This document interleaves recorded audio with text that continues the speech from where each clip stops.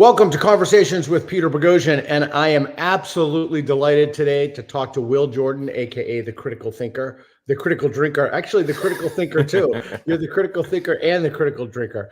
Will is 100% my favorite TV and movie critic, and I'm going to try not to fanboy out too much. If I do, excuse me. I love your stuff. I love your channel. So thanks for taking the time to talk to me today. I appreciate it. No, thanks for having me on. It's good to be here. So you have a massive channel and a massive following, and you make amazing videos, film and movie critiques. What got you into this? I mean, I'd always been interested as like an author myself about like how mechanics of storytelling work and how you can break it down and explore where it can go wrong. And I messed around with YouTube maybe 10 years ago, took a break from that for a long time to work on my writing career because I started publishing novels. And eventually, maybe 4 years ago, I really started to notice a change in movies, a real drop in quality. And I just kept feeling like there's something wrong here. It just, it really feels like something's changed. And so I decided I wanted to start exploring that and talking about it.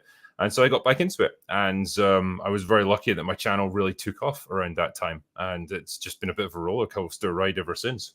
Yeah. What changed? Kind of a lot of things. The first and foremost, the quality of the writing I feel went down. Movies became less intelligent. They credited the audience, I think, with less intelligence, particularly the big mainstream ones. And the result was just a much less satisfying experience. I also started to notice the injection of a lot of politics into movies, particularly identity politics, and you could see it in the way that characters were portrayed. Particularly legacy characters, the people that you and I might have grown up with, whether it's characters like Luke Skywalker or James T. Kirk or whoever, like these big pop culture icons. Suddenly they were just portrayed as kind of sad, broken old men who were being deconstructed as characters so they could be replaced by something younger and better. And I really didn't appreciate that. I didn't like it, and I don't think it serviced the story. It was done with ill intent. And so again, I wanted to talk about that because as a fan of all these different franchises, it was sad to see what was happening to them.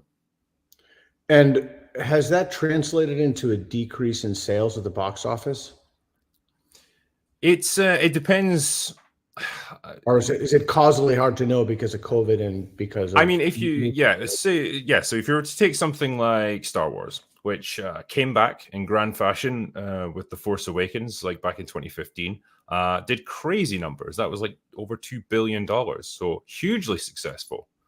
Then you had the second one, which did 1.3, and then the third one, which only did just over $1 billion, which is still big numbers, but it's nowhere near what the first one did. And so it's a decline in interest.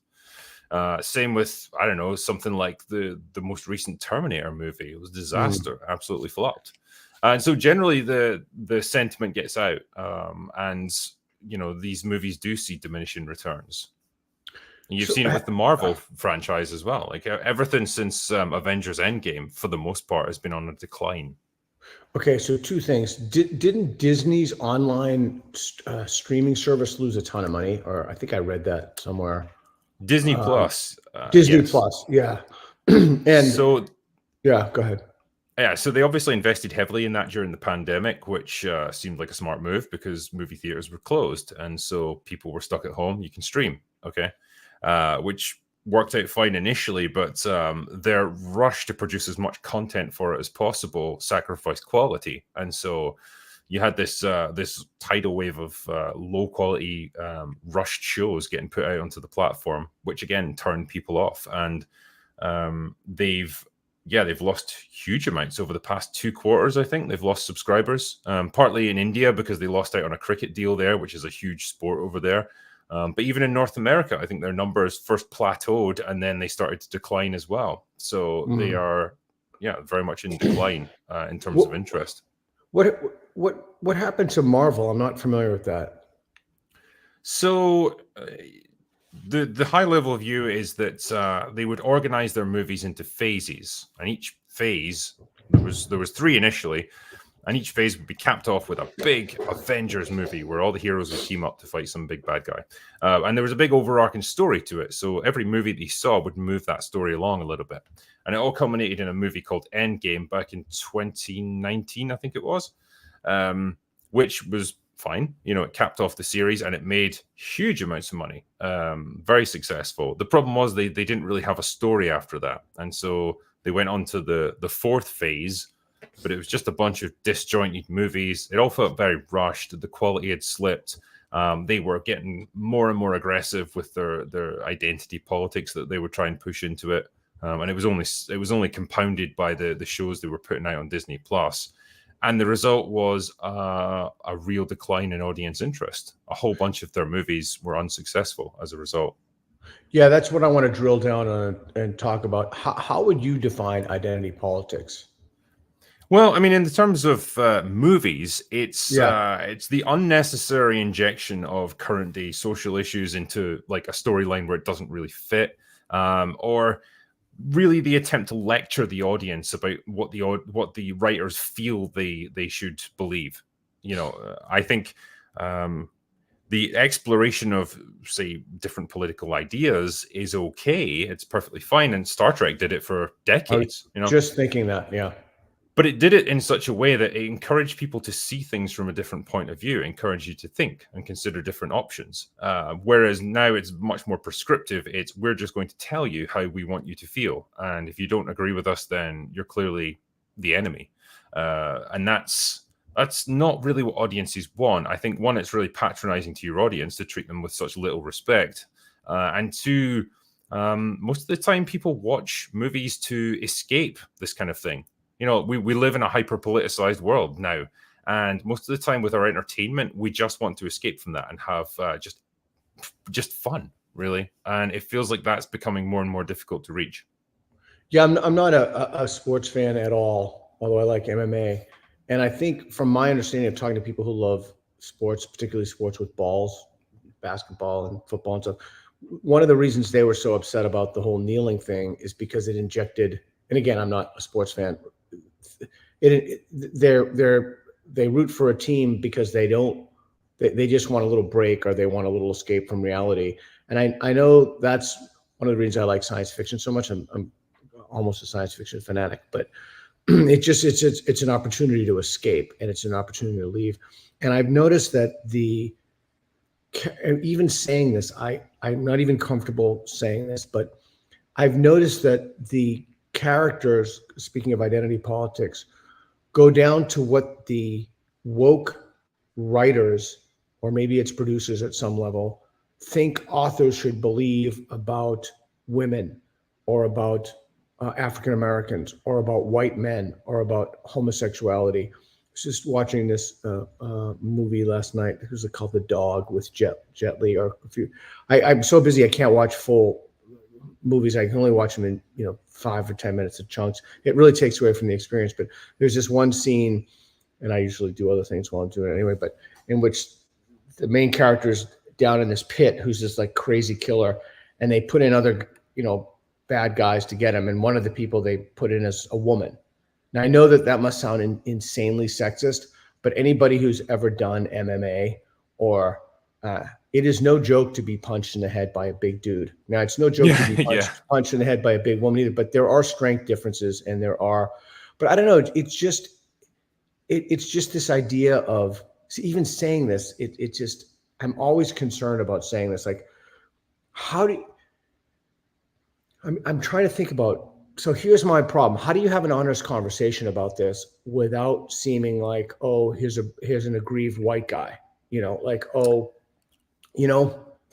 Yeah, I mean, it's a tough one, because whenever you point it out, there's a certain subset of the internet that will just immediately attack you, because it's like they just assume the worst faith interpretation of what you're saying, whereas most of the time it's just grounded in practicality. For anyone for everyone who's been in a gym, it's like, okay, like, we know men are bigger generally and stronger than women, and so if you put them in a fight against each other, the guy's probably going to win. You can make it more plausible if you introduce like weapons or different advantages here or there or whatever, but Yeah, Yeah, and it's a tough one. I think part of it for me is like it's those people that I really want to reach to explain to them, but it's the very people that I'm trying to reach who will have the attitude. But anyway, I won't get sidetracked into that. But do you find that when you watch these films, you do see this identity politics in terms of like African Americans being the heroes, or maybe starting off bad and then being good, and white men, particularly maybe middle-aged white man or heterosexual middle-aged white men, somehow being just deeply flawed in a way that the audience is not sympathetic to them? Like, is that a theme that you've found? It's something I've noticed. If it's going to be some mainstream studio movie that coming out, the smaller films are generally immune to this sort of thing. But yeah, definitely for the big blockbuster ones. If there's ever a time where you match a man up against a woman in any sort of contest, like whether it's an argument or a fight or whatever, a test of skill, I can virtually guarantee you that she'll win. She has to, because So, the yeah, rules right. of writing now don't allow anything else. So I noticed that something a few years ago. I'm hesitant to say this was an insight because that sounds pretentious, but I noticed in movies that every single time, and television shows, I can't remember, maybe like since like 2017, I've seen a kiss. It's always been initiated by the woman. Yes. I've not seen a movie or a TV show in which a kiss was initiated by a man. Is Yes. that, or is that just, oh, it is me. Oh, it's not me then. Okay. It's not just I think there's rationale behind that. I think in the wake of Me Too in Hollywood, they were just super cagey about a man ever kind of asserting himself in a romantic situation. So you would never have a man kind of being aggressive to come on to a woman or kiss her or whatever. They have to show that it's consensual, and the only way they can do that in a very obvious visual way is just have the woman initiate it. So I mean, there's nothing wrong with that. It's just that when literally every situation like that has to go the same way, it becomes a bit tedious. Yeah, it does. And the idea that I always find it refreshing when I don't know what's going to happen, when the plot is not revealed, not in terms Yeah. of it being formulaic, but in terms of, oh, like there's someone of this race, we know they're going to be good. Or, oh, there's someone of this race, we know they're going to be the main bad guy. Or, oh, there's a woman, and we know she's going to have these powers and have this kind of agency in which she assumes in her life. And I, I mean, it's so interesting to me because not only does that make the viewing experience less enjoyable for me, because it takes out all sense of, oh, I wonder what's going to happen, or it takes out all twists and turns and plots. That's why Training Day was so interesting to me, because I just didn't see it coming. But is it like that the writers are writing for what they want the ideal world to be, and they think that if they write that into a script and people see those over and over again, they can create that reality? Is that the idea? I think it could be it's going to be a kind of a case by case basis. I think in some cases it's definitely the writers, just they've got their own personal politics, they've got their own hang-ups and biases, and that creeps into their work for sure. Some of them are just outright activists and they'll happily admit it. They're writing about what the world they want to see. In some cases, it's the studio panicking that they don't want to be seen perpetuating negative stereotypes. So I can see that. Yeah, I can see that. Because they know that they'll receive backlash on social media, and they just don't want it. So the easier way to do it is just to fall back on the safe, predictable, like, well, the straight white guy is probably going to be the villain in this one. Again, it's like you say, it's if it's done every single time, it just becomes tiresome, because you as the viewer start to know what's going to happen in a certain scene just by the makeup of the characters. Yeah, exactly. I remember a long time ago. Did you ever see the original Battlestar Galactica? Yes. I loved that show as a kid, and they made a sequence to that. Did you see that one? Yeah, I saw the remake. Yeah. Oh, didn't I think you did did you do something on that? I can't remember, but there was a. We'll get to them. We should get to the Mentimeter in a sec.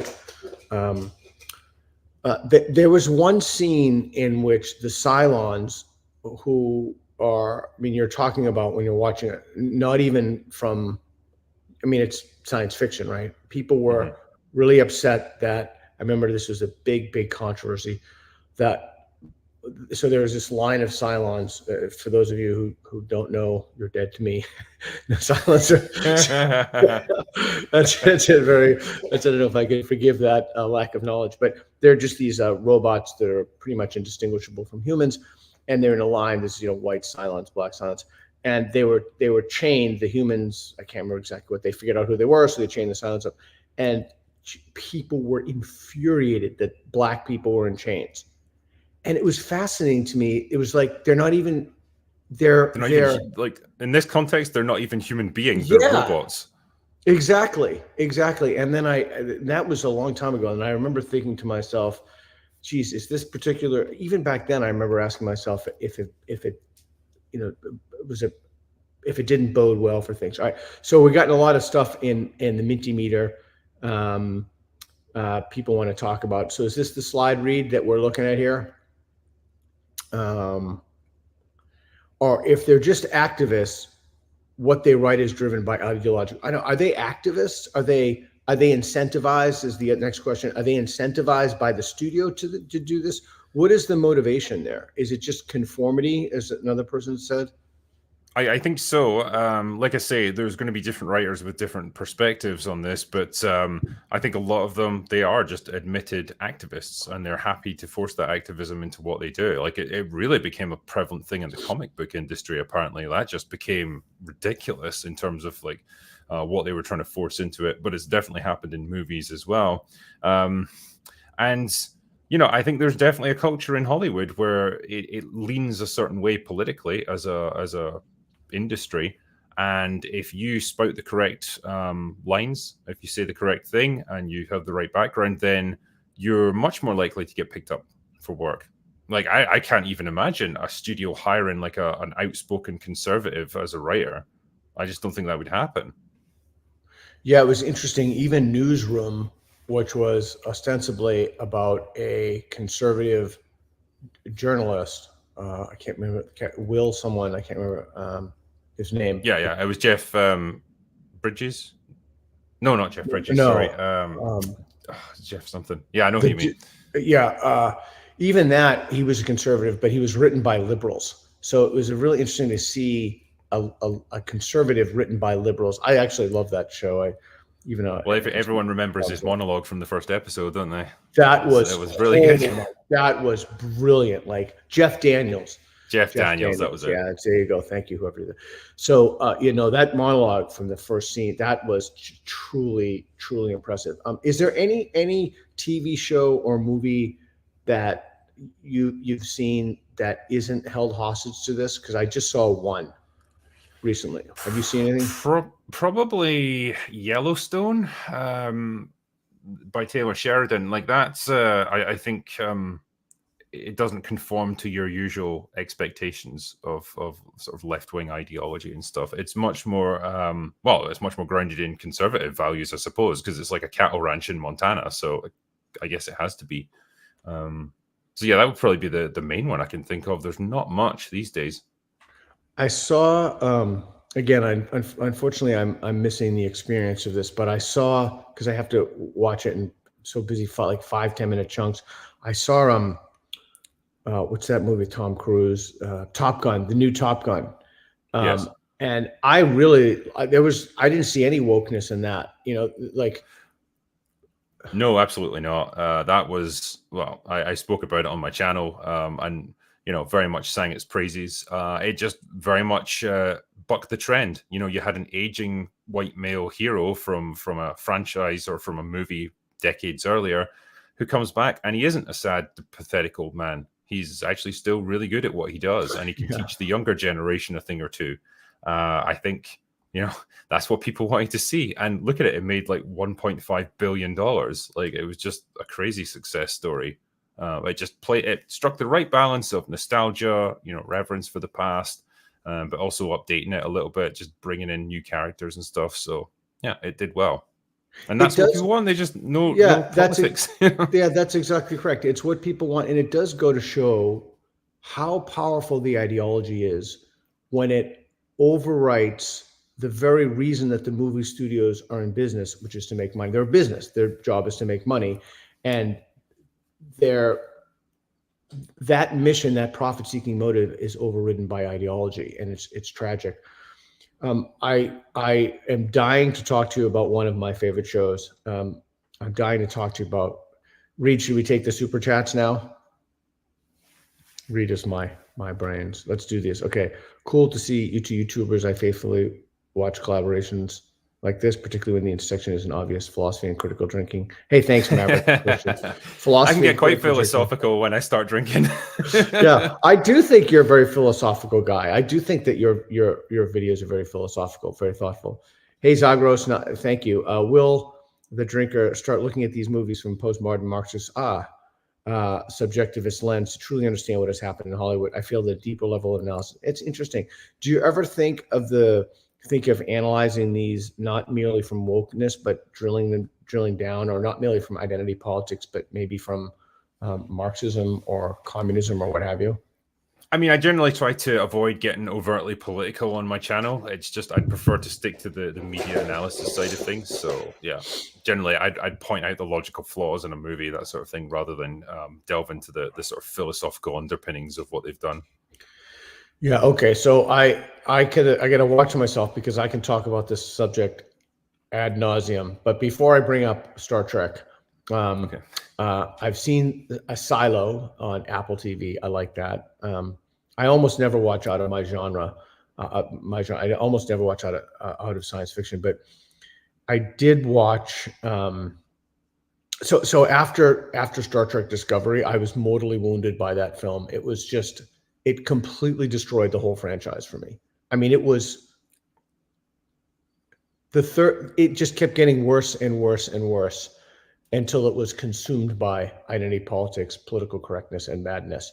And the piece you did on Star Trek about the Star Trek movies was just sheer genius. I mean, truly, it was amazing. Reed, we're gonna need to post a link to that in the chat. So if we may, without me talking about this forever, what do you think has happened to the Star Trek franchise?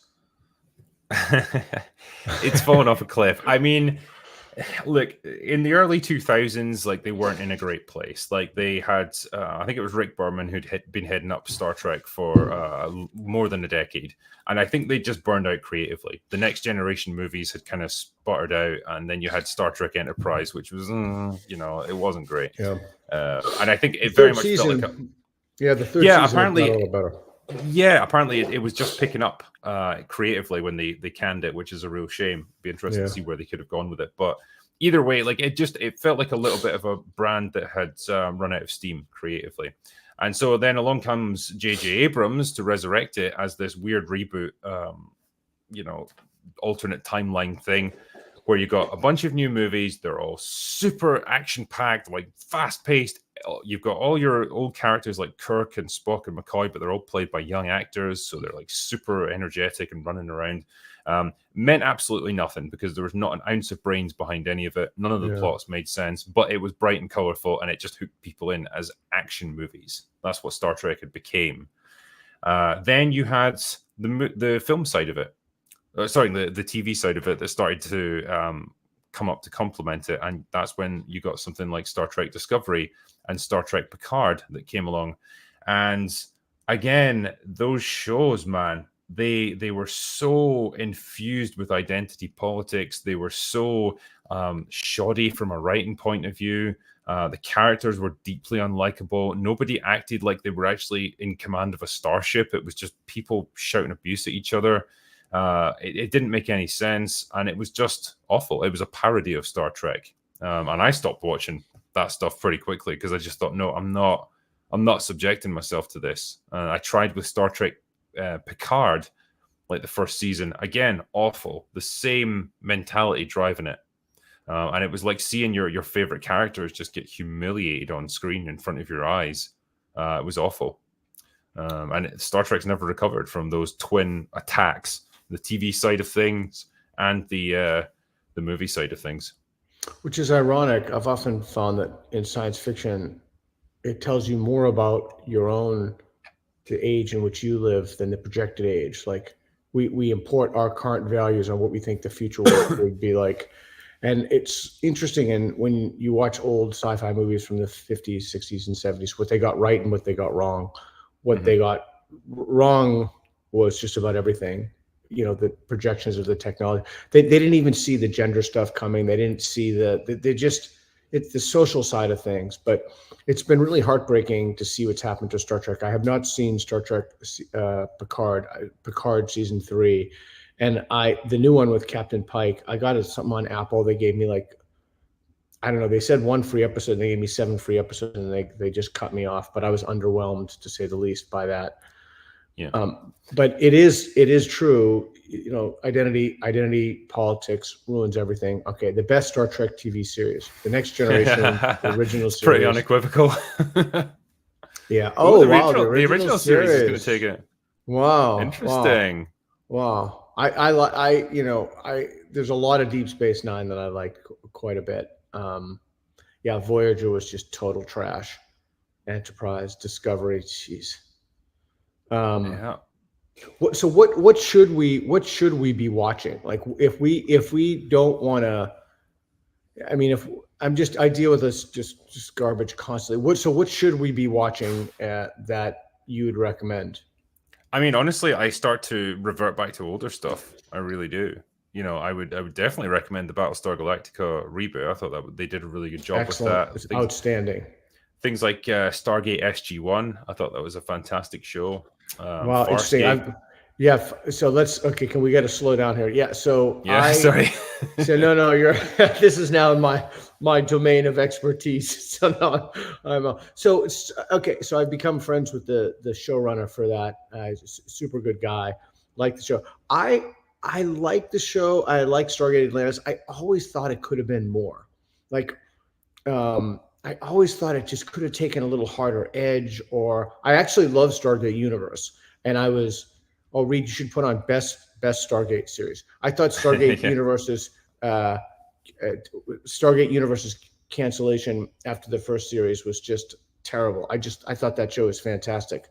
And then Farscape, I think, is one of the best television shows across any genre. It's a phenomenal characterization, incredible pilot, one of the best pilots I've ever seen. Did you feel that way about the pilot?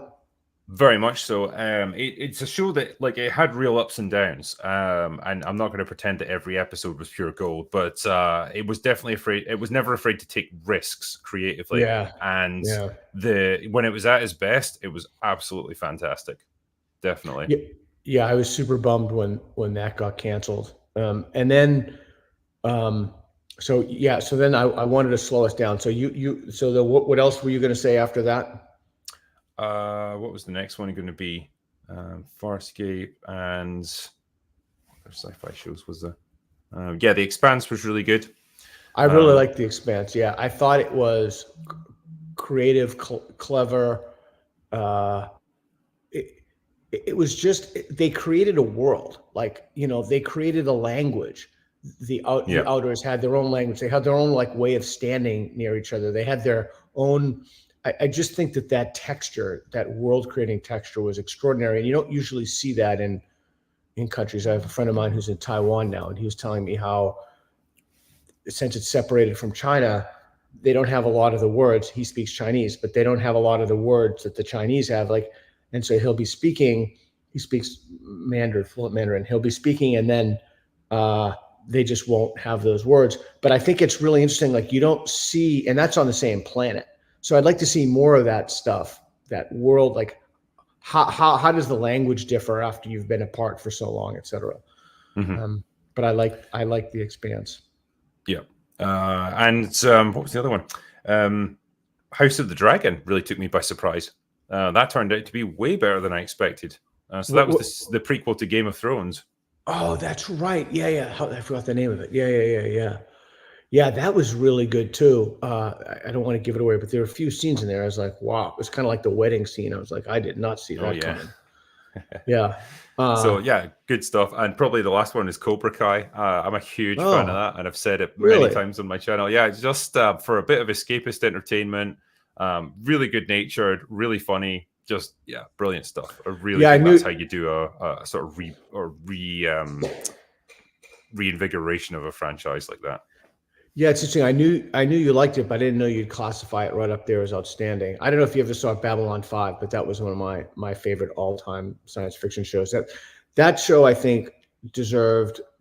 I mean, that was incredible. Straczynski, J. Michael Straczynski was amazing. And I don't see, the other thing I don't see, the villains like Terry Nation used to write. He wrote for Doctor Who, he wrote for Blake Seven. Like, you don't see. I don't know. There's the villains are kind of lacking to me. They're lacking in nuance, and they're lacking in. I don't know. I'm trying to think if there's a relationship between the less villains with less gravitas and identity politics. I can't seem to think of one.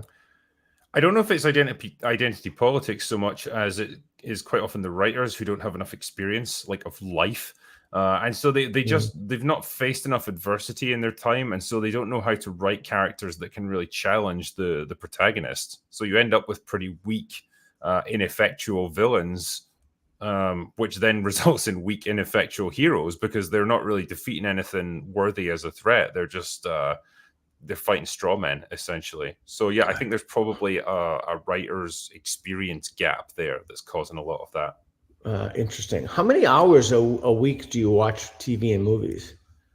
I don't know, honestly. Like, not as much as you might think. I'm not constantly like immersed in it because, like, I'll watch the things that interest me, and I think as I've gone along in YouTube, I've learned to temper that because there was a time when I was rushing to try and keep up with everything, and it was just impossible. Eventually, there's too many things on at any given time. Although, probably for a while there won't be with all the strikes. But now I'm a bit more selective. Does it ever become a job to be like, oh shoot, I gotta watch, whatever Silo again? Does it ever become just like a chore to you? I think I'm still at that honeymoon phase where I'm enjoying it. Like, I know burnout is a real thing for YouTube content creators. I mean, I'm lucky that I don't have to make like 5 videos a day or something crazy like that. And yeah, I can be a bit more selective and just talk about the things that I'm genuinely interested in instead of just having to, like I say, cover everything. And when you say genuinely interested in, do you mean by genre? Or do you mean by actor? Do you mean by, like, what classification or categorization do you? Just any aspect of it that I feel like I've got something interesting to say about it. So there's quite often like controversies around new movie releases, like say Indiana Jones, like coming out.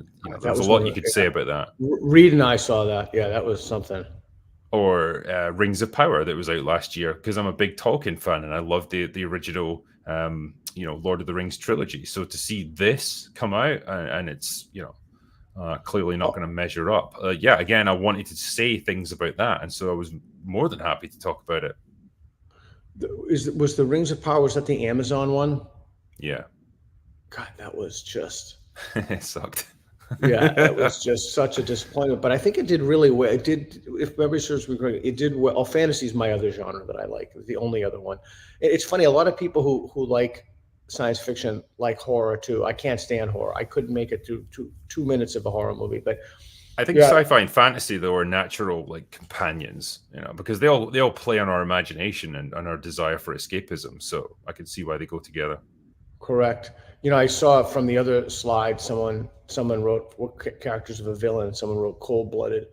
I think that actually makes a bad villain. I think if a villain is nuanced enough, he's not purely cold-blooded. Like, he's not just a homicidal maniac. Although Davros from the original Doctor Who was great. He just wanted to like exterminate all life everywhere. But barring that brilliant, evil, brilliant, genius idea, I don't think cold-blooded is the way to look at it. So I think either one can work. I think it just comes down to the execution. Like, I think you can have great cold-blooded antagonists. Like, say, I don't know, like Hans Gruber from Die Hard was very cold and ruthless and clinical. It worked fine for him. Yeah, I love that line. What was his line? Like, "What idiot put you in charge? You did."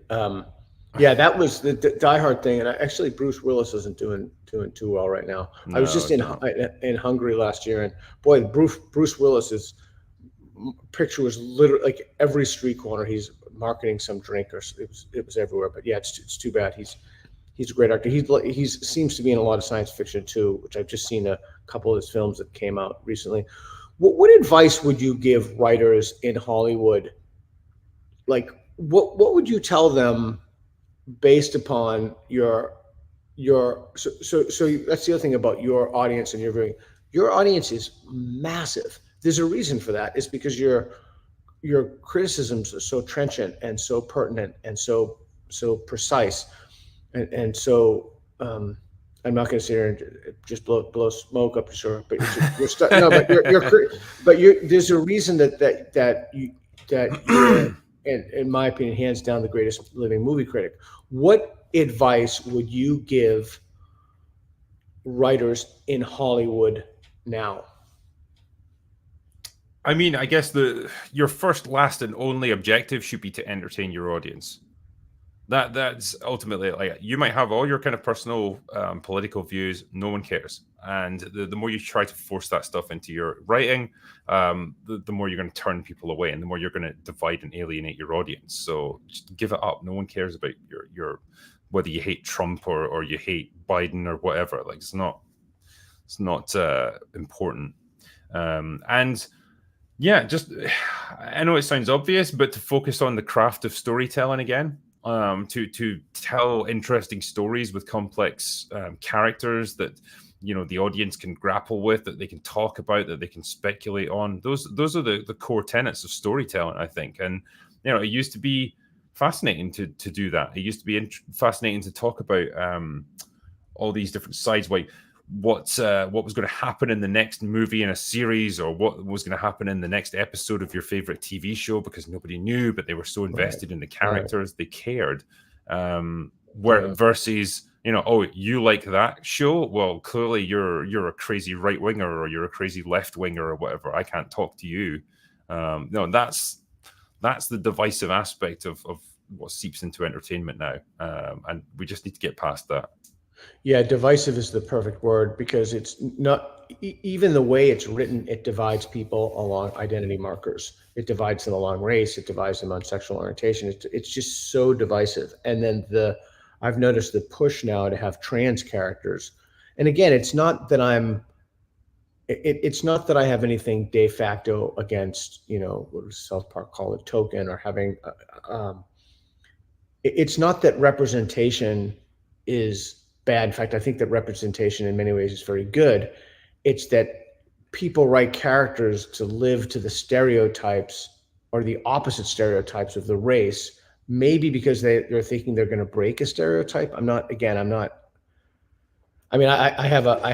speculation is it's far more, people have been far more brainwashed, and they're far less conscious of it than that. They just think it's like, I'm a good person. I'm going to move the needle and do something positive. Like Scooby-Doo, I think, was a great example of that. I saw some of that and I was aghast. I don't know. Have you seen some of that? Velma, the TV show that they made. Yes. Yeah, saw a little bit of it. I was wow, yeah, aghast. That was something else. Yeah, that was something else. Would be the nicest thing you could say about it. I mean, it's not often I use the word mean-spirited to describe something, but that fits the bill there. Yeah, that was to hate most of its audience. Yes or no? Oh, and then that woman, what did she play? Snow White. She talked about the franchise. Did you see that clip? That made the rounds on. It's like every time she opens her mouth, she wipes tens of millions of dollars off the box office for that movie. Yeah, and I wonder. Clearly they can't want that,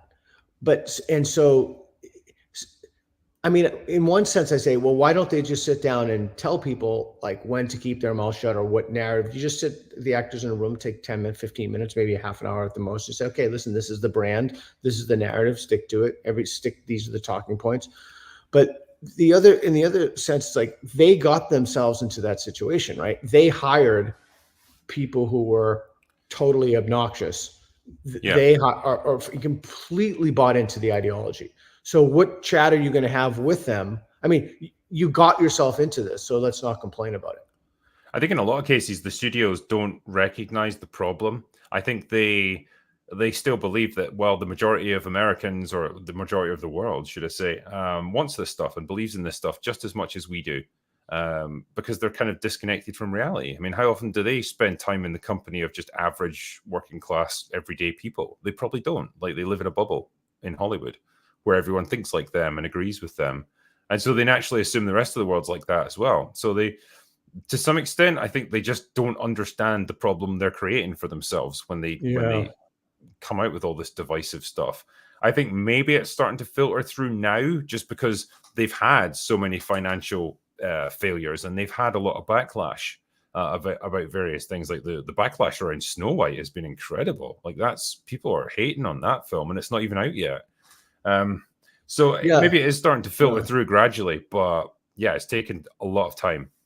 So to hear you think about this, it's making me question. I'm not a libertarian, but it's making me question ideas about capitalism and the market, because I'm thinking like, okay, wouldn't there be a self-corrective mechanism before they lost billions of dollars, or once they just started to lose money? Like, wouldn't the greed factor kick in, and then, or is the ideology just so strong, again, as I said before, that it overwrites the money-making impulse? I don't know, but it does seem to be capitalism won't solve the problem. Or maybe it will once you're going broke. I don't know. Yeah, in the longer term, it will, because eventually you will just run out of money to make new films. And so you can't. That's like the point at which you've just gone bankrupt.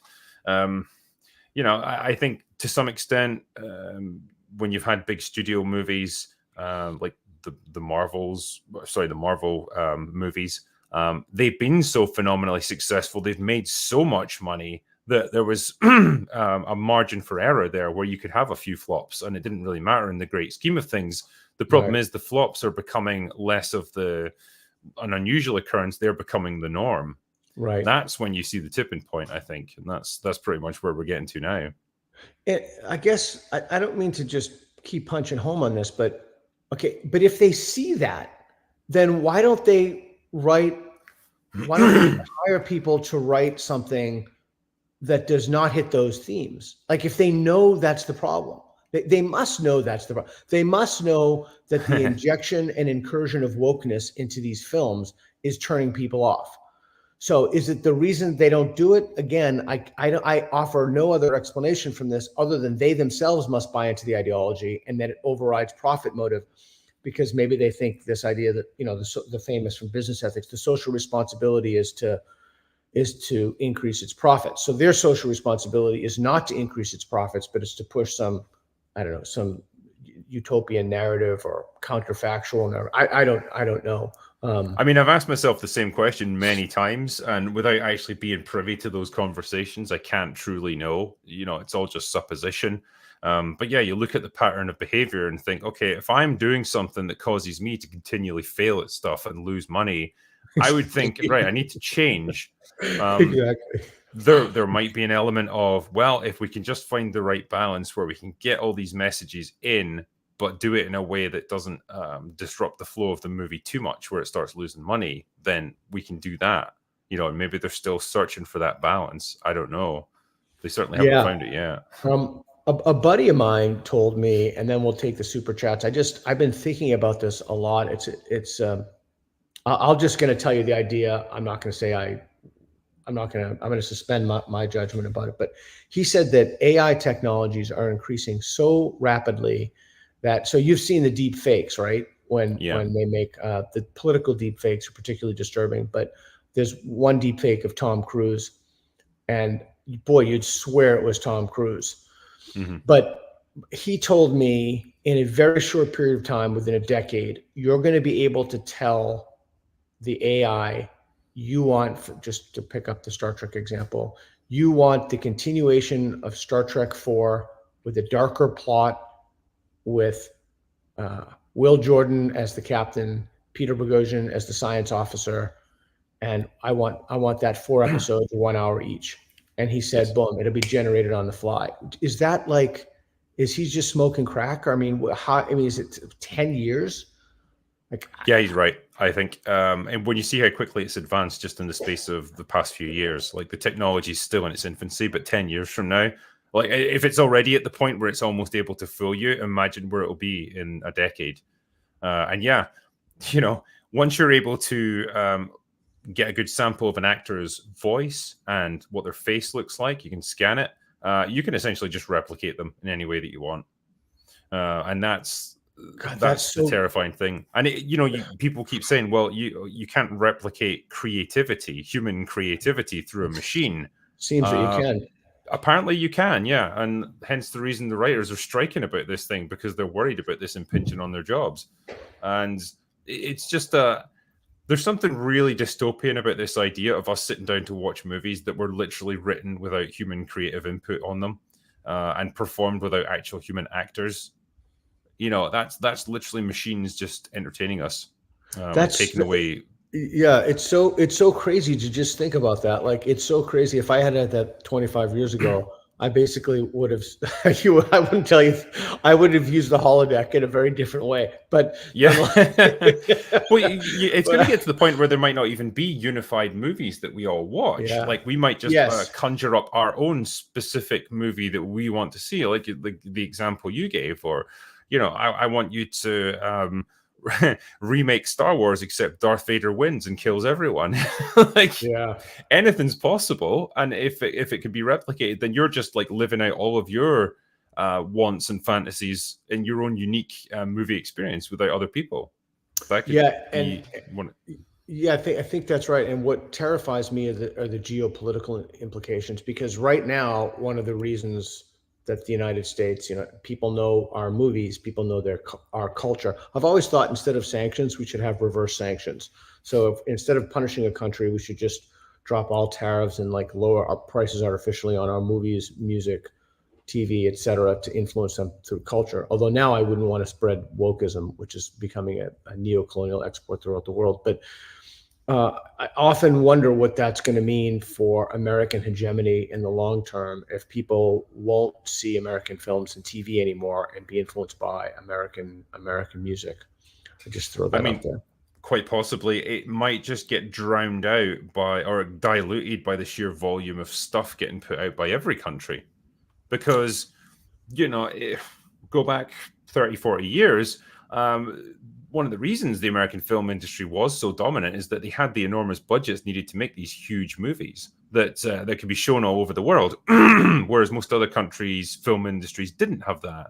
When you bring AI into it, though, like, you take away all of that necessarily, and like, everyone is on a level playing field almost. They can create any movie they want.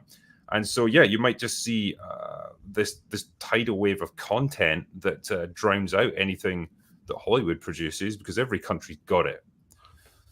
God, it's just amazing to think about. Like, I mean, it really just is amazing to think about, like, oh, I want to watch, 10, 20 years from now, say, I want to watch, what happens to Battlestar Galactica at the end. You tell the AI, and you want this actor or this actor, and then it just, and I want it to be, because I got to go to bed at 11, it's 10, I want it to be, 45 minutes. And that's just a crazy way to think about it. I'm going to buy a cabin out in the middle of nowhere and just retreat to that at a certain point. Yeah, there comes a point where I just want to check out and be like, nope, I don't want a part of this anymore. I know, I totally hear you. I'm still trying to wrap my mind around it. It's such a big thought. Okay, we have a couple of super chats, and you've been very generous with your time. Hey, Pineapple Girl, I love these names. Why is there such a lack of amazing cinema and original storytelling now? That is Dead Poet Society, Citizen Kane, even Moonstruck, familiar stories, Snow White, or same story, different cast. There you go. Obviously for you. I think it's an arms race in terms of making the biggest blockbusters. It's been going that way for decades now, and particularly things like the superhero genre have like pushed us down that road, where those are the films that dominate the box office all throughout the year. It's the big tentpole movies that cost like $200-300 million. I made a video about this recently, actually, and when there's so much money at stake, there's not really much incentive to get creative and take risks. And experiment. You have to play it safe because your investors want a good return on their enormous investments. So that's why they do things like endless reboots and remakes, big expensive superhero movies, because they've been money earners up until this point. That's super interesting. That kind of reminds me when you said the huge budget. So I saw Avatar 2. I actually walked out of it. I saw it in the theater, and I actually walked out of it. It was so disappointing. Talk about identity politics. So that was just truly one of the worst movies I've ever seen. Massive budget. I will say it's quite visually arresting. But I remember the one scene, the bad guys are destroying the planet of these peaceful tribal people, and every single bad guy is white, a white, Yeah. and mostly man. All right, let's do these super chats. Let's go. Zagros for $4.99. Peter, building new institutions. Drinker is leading them in the movies domain. The man is filming his own movie after a fire. Kickstarter. Yeah, tell us about that. Hey, thanks, Zagros. Tell us about that, because you mentioned that right before we began. Can you tell us about that, please? Yeah, so making a short film based around the book series that I wrote. We've launched a Kickstarter to get some funding for it. We thought we might get 10, 20 grand, enough to get some basic equipment to film it. We ended up getting like 300,000. So Ooh. that was nice. So we hit our target 10 times over. And so it's allowed us to do a lot of really cool stuff. And I guess even the writers and actors strikes have helped us a little bit, because there's a whole lot of equipment and people not really doing anything right now. So we were able to get some of them to help us out pretty cheap. So we're doing a lot with what we've got, and I think it's going to be really nice. It's going to be a good film. And then Rogue Element, an action thriller short film. Thanks, Reed, for putting that up there. The Critical Drinker. I love that name. All right, John Blur, £5. Notice most villains are being written as buffoons because they're stand-ins for the writer's own ire, making them ineffectual and awful in the role. Thoughts? Yeah, very much so. So I don't know, taking the Star Wars movies as an example, like the Empire from the original movies was actually quite dangerous and pretty good at what they did. You can see why they dominated the galaxy. But then if you look at the new series, the sequel trilogy made under Disney, they're incompetent clowns. Like, they're screaming and yelling at each other like little children. They're led by idiots. They're completely ineffective at what they do. Again, it's just it's the writers, I don't know, insecurities getting projected onto the screen. They see anyone who's not like them as just being idiots, and so they can't conceive of them actually being good at their jobs, because that would give them a little bit of respectability. Yeah, it's interesting. Interesting. Kind of reminds me. I'm thinking of all the Nazi movies that I've seen over the years. All right, Reed, do we have another super chat? Lady Freddie 499 super sticker. Hey, Lady Freddie, thank you. Seth with lots of underscores for $10. My media worlds keep colliding, and it feels like there's a convergence of ideas that makes me nervous. Epistemically, how can we be sure we're right? Is it only money? So keep that up for a second, Reed. My media worlds keep colliding, and it feels like there's a convergence of ideas that makes me nervous. Do you want to take that? I'm not sure how to answer that. I don't know if he's just being facetious there. I mean, he's just Oh, okay. He's being facetious. You and I coming from, I guess, from different platforms or different parts of YouTube, and just having this collaboration. Maybe it's okay. I guess my problem is I'm too sincere in that sense. Okay, cool. Do we have any more, Reed? Aha. Emerald tier for $5. What historical figure that hasn't had much media representation would make a good hero protagonist? Ooh, that's a good question. That's a great question. Yeah. Wow. Feels like all the biggies have been taken already, really. That's a really good question. My first thought was Socrates, but that'd be a rather boring movie. Just nonstop philosophy. Yeah, very anticlimactic or something when he gets killed at the end. I don't know. Boy, I don't have any idea how to answer that. I guess you'd have to ask an historian that. I think maybe Nikola Tesla, because although he's made like little appearances in films, I don't think there's been one specifically about him that I can name. But he's just a crazy, eccentric character, led an absolutely fascinating life. So maybe something like that might be interesting. Yeah, interesting. It's funny when I go to other countries and hang out with people who speak English and develop relationships and friendships with people. It's very that's a good one for a poll. It's very interesting. So like in Hungary, for example, you'd be talking to Hungarians, and then just like literally in the middle of nowhere, they'll bring up like, oh, this happened 800 years ago. And you're like, wait, what?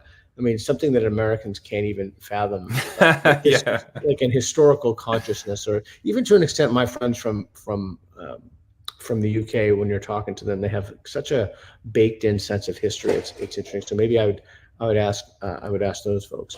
So I'm gonna do something unusual. So Reed watches a lot of movies. Reed, do you have any questions for the critical drinker before we put on the super chat? Are you good? I guess that means a no. All right, let's do the super chat. Sapient Green. DKK, what's DKK? I don't know.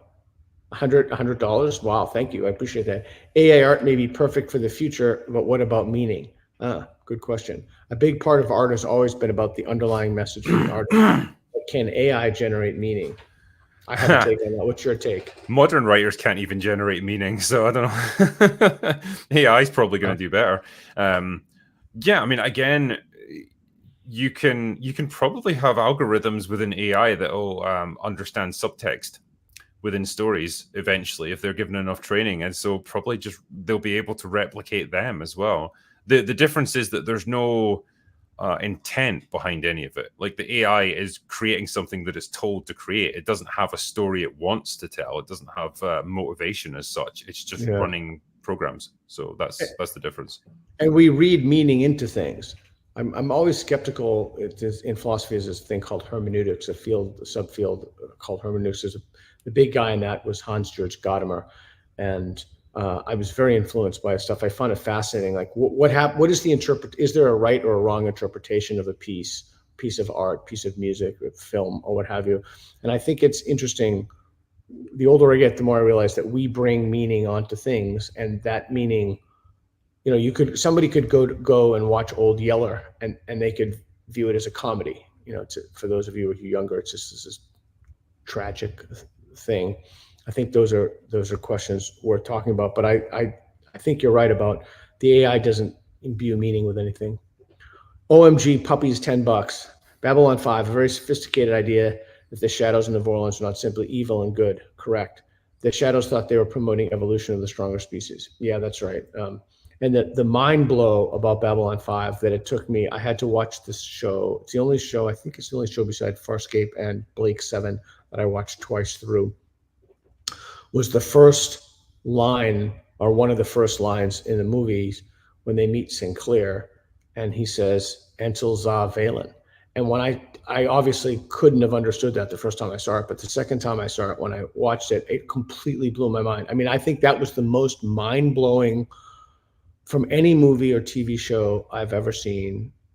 That was the most mind-blowing line I've ever seen, because it was like, wow, the whole thing was, I don't want to give it away for those who haven't seen it, but it was extraordinary. $20 from Dragon Stallion 1001. With Sound of Freedom beating out Indiana Jones' latest fiasco, any thoughts on independent studios on the rise? Great question. I was wondering the same thing. Mm-hmm. Yeah, I mean, I think it's fantastic to see smaller movies get a bit more mainstream attention. And when you create a void in entertainment, like lack of interest, then something's going to come in to replace it. And it might as well be independent studios. They're the ones, like, with lower budgets, they've got less pressure on them to perform, and so they can afford to be a bit more creative and a bit more interesting. There was one a war movie that I reviewed a couple of months back called Sisu, and it was the Finnish film, done on a budget of like 6 million euros, like almost very little, but it was great. It was like really well done, really entertaining. No pretensions of pushing a message or anything. It was just a good action film. So yeah, I'm fully on board with films like that getting more attention.